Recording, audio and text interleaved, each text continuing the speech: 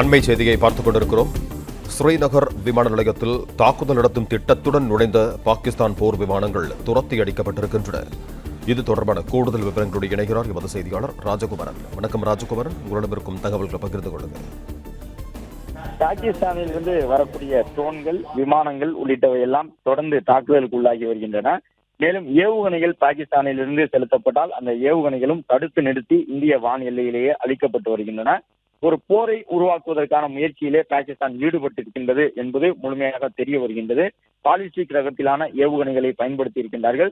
அது மட்டுமல்லாமல் சீன தயாரிப்பு விமானங்களை பயன்படுத்தி இந்தியாவில் தாக்குதல் நடத்துவதற்காக பாகிஸ்தான் படை வீரர்கள் ஊடுருவிய நிலையில் அதனை உடனடியாக நம்முடைய வான் பாதுகாப்பு படை வீரர்கள் தாக்கி அழித்திருக்கிறார்கள். தாக்கி அழித்தது மட்டுமல்லாமல் வேறு எந்த ஒரு போர் விமானங்கள் வந்தாலும் அதை உடனுக்குடன் தாக்குவதற்கான தயார் நிலையிலே நம்முடைய பீரங்கிகள் உள்ளன. பிளே ஸ்டோர் மற்றும் ஆப் ஸ்டோரில் இருந்து பாலிமர் செயலியை QR கோடு மூலம் பதிவிறக்கம் செய்யுங்கள். செய்திகளை உடனுக்குடன் பெறுங்கள்.